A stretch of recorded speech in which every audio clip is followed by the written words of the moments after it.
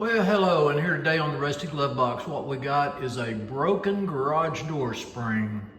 And I'm just going to take you through some of the steps on how I replaced it. This is not a how-to, this is a how I did it. So if you do this, use extreme caution at all times. These springs pack a lot of power and could hurt you.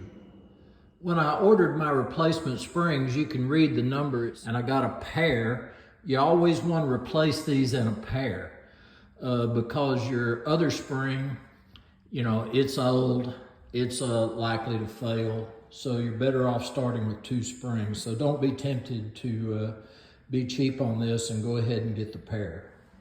All right, what I've done is I've backed off these screws. I've got my bars in place, and I'm slowly walking this down, because this spring has got a lot of tension on it, and you don't want this to get away from you. It could be a disaster. What I'm going to do is just keep walking this spring on down, getting the tension off of it, and then it'll be time to remove it. Okay, now that I have all the tension off of the left and right side, I'm going to take these two bolts out. These are 3/8. Yours may be 5/16. They may be metric. So you just need to get the appropriate tools out, but there is no tension on these springs right now. And what I'm going to do when I get that center two bolts out, I'll be able to slide this spring on down the tube. I will have to take the drum off. It's got the cable on it. I'll take this end bracket off so I can slide the cable drum off, and then we can slide the new spring on there. So let's get started. All right, we're gonna be over here at our drum now, and we've got two of these set screws, or grub screws, some people call them. And see how the cable winds over. It winds over toward the wall. And you're gonna need to be sure and get it set back that way. And just, there's a little track in there that it runs in. This first groove is real high, and then it goes down to these smaller grooves. Okay, well, we're starting back together. I slid the new spring on there, and I'm close to the center bracket. As you see here in the center, there is a bearing, and what this does is this kind of helps support the center of the rod, and because it'll kind of droop without it. I've got the drum and started reinstalling the bracket on the end, and so what I'll do is repeat this process on the other side. When you're installing the springs on the center bracket, make sure that this bearing is slid inside the spring housing. It could go either way, it doesn't matter. There's a little lip here that'll receive it and everything. And that just helps keep the shaft center of the spring so it's not drooping. All right, I have my cable wrapped around my drum the correct direction, and I have my drum locked down.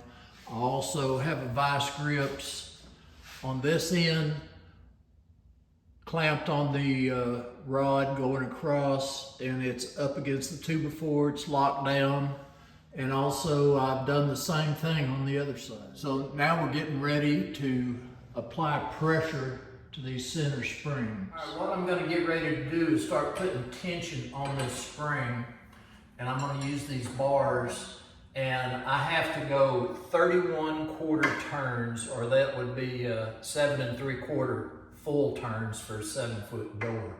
So I'm going to get started, and we'll come back just about the time I get finished. 29.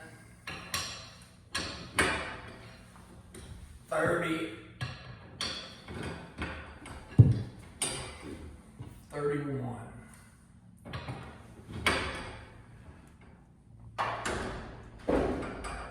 Okay.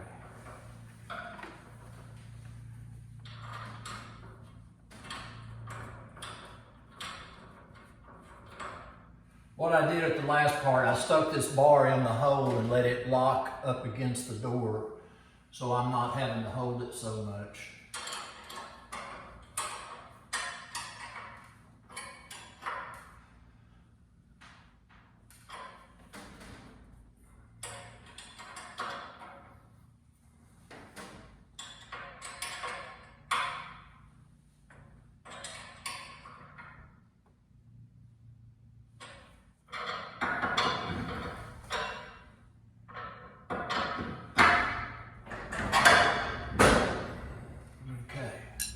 Okay, we've got our operator disconnected, and what I'm going to do is just do a manual lift and manual down, make sure that it has enough tension on the springs. So here we go.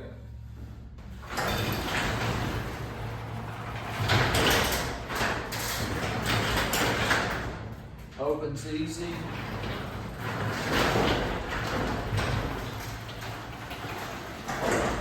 And closes easy. So okay.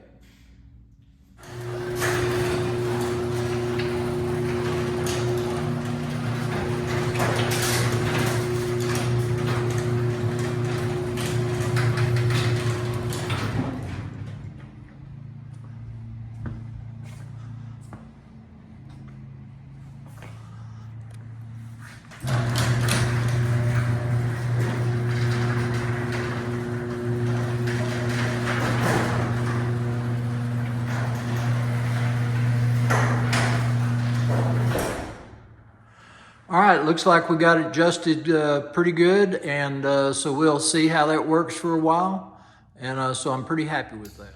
Well, I tell you what, replacing that spring wasn't very bad, and what you need to do is just be sure and clamp both ends of your bar, so when you start unwinding your springs, everything doesn't go haywire.